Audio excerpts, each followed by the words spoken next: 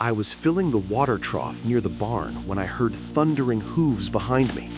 Before I could turn, a massive blow sent me crashing against the wooden wall. Two enormous horns sank into the wood on either side of my head with a sickening crack. My heart hammered as Buck, my own bull raised from a calf over 8 years, pinned me against those age-darkened boards. His massive head with its distinctive white forehead mark was centimeters from my face, his hot breath washing over me. The smell of enraged animal mixed with dust and hay filled my nostrils. After what felt like an eternity, Buck stepped back, pulling his horns free. I slid down the wall, shaking. Blood seeped from my torn sleeve and scratched arms. But when I looked up, expecting fury, I saw something else entirely in his dark eyes.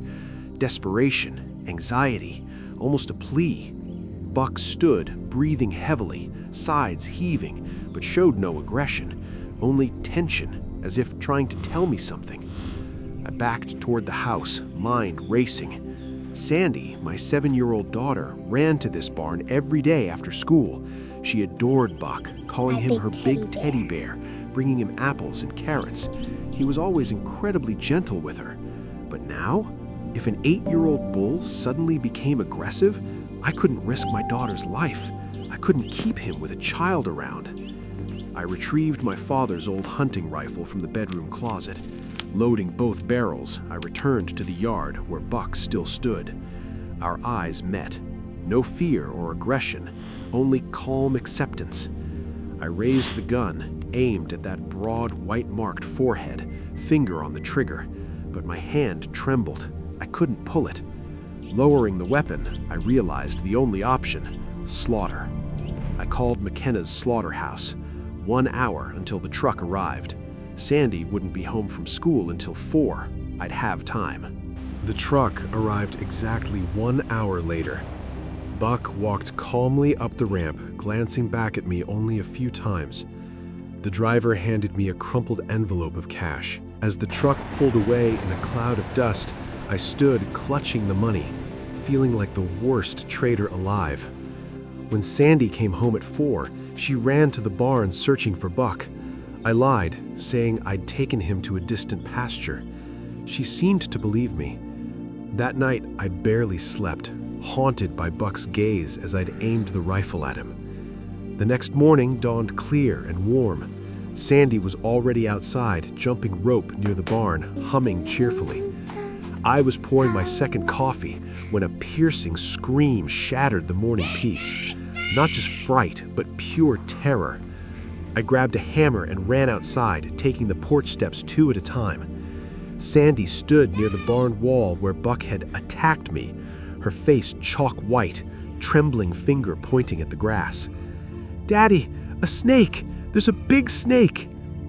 In the tall grass lay a dead rattlesnake, nearly 1.20 meters long, with distinctive diamond patterns and a rattle.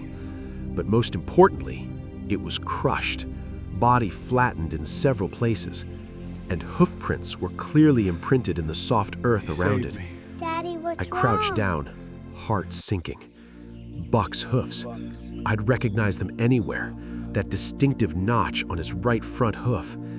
The tracks were fresh, no more than a day old, located right here by this wall.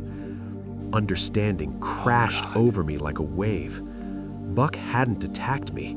He'd been pinning me against the wall to keep me from stepping on the rattlesnake hiding in the grass, ready to strike. Oh God, I muttered, legs buckling. Everything made sense. Buck's desperate look, his nervous behavior, how he'd looked at me when I aimed the gun.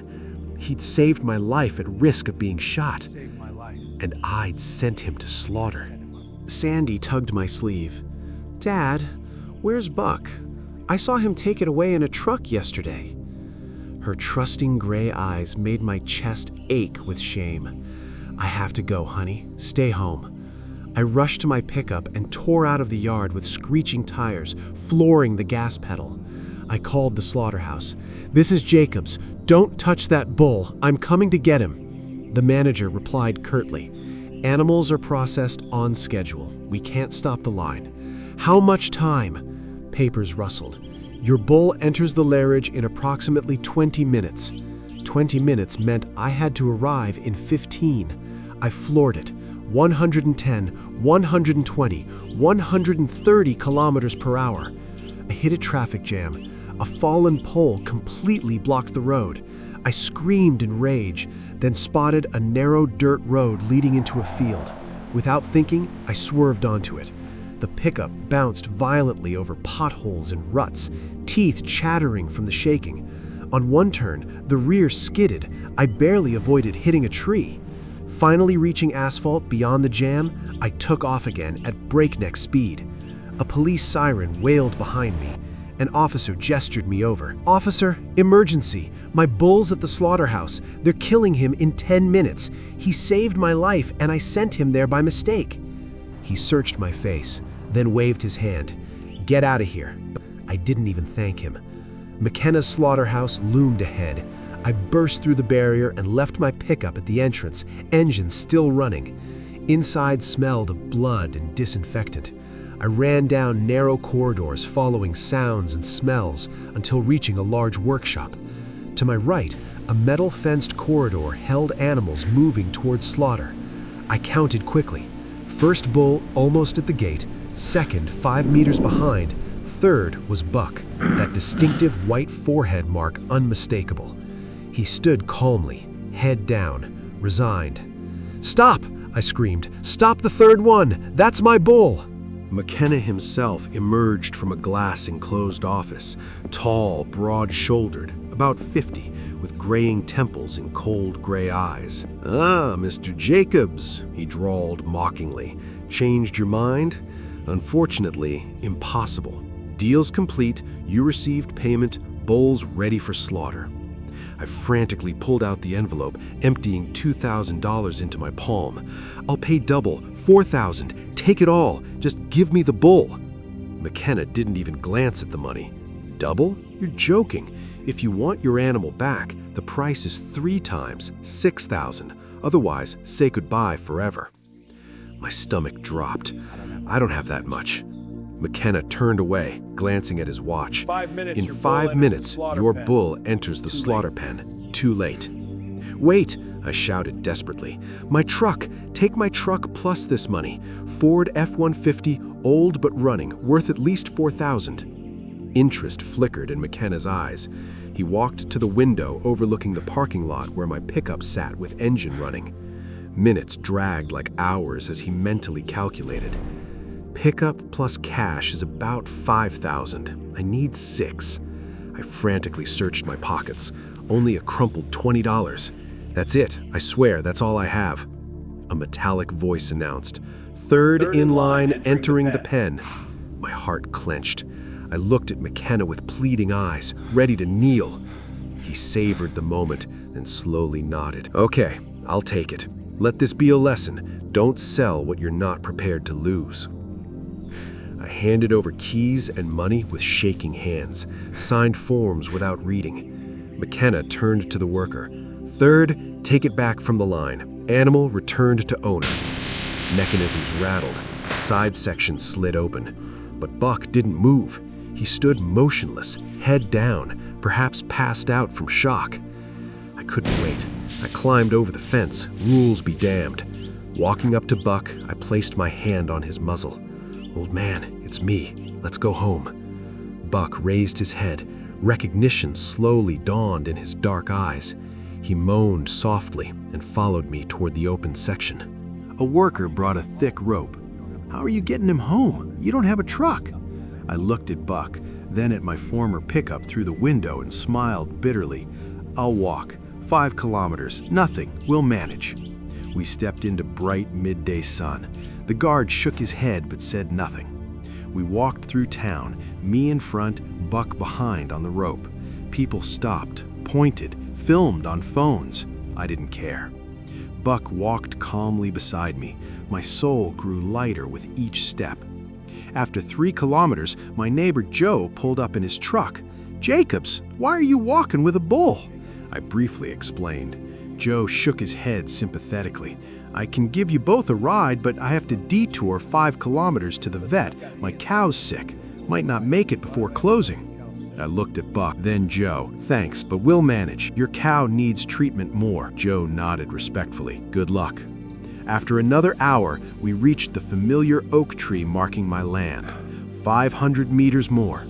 Sandy stood at the gate. Seeing Buck, she screamed and ran toward us, blonde pigtails flying. Buck! Buck's back! She wrapped her arms around his neck, burying her face in his fur. Buck moaned softly, lowering his head, standing perfectly still. Daddy, you brought him back! I crouched before her. Listen, honey, Buck saved my life yesterday. I thought he attacked me, but he was protecting me from that poisonous snake. He's a hero. Sandy's eyes widened. Our Buck is a hero. Then she frowned. Dad, why no pickup? Where's our car? I sighed. Had to trade for Buck, honey. Sandy looked at the bull, then shrugged calmly. Oh well, Buck's more important than the car, right, Dad? I hugged her, tears welling up. Really, baby, you're smarter than me. We walked toward the barn, me, Sandy, and Buck, bathed in golden sunset light. I untied the rope and opened Buck's pen gate. He went straight to the water trough, drinking in long, greedy gulps. Sandy brought fresh hay. Buck mooed gratefully and began eating. Buck protected me from mortal danger, and I'd sent him to slaughter because I didn't understand. I almost killed the one who saved me, but I'd fixed it, even if it cost my car and all my money.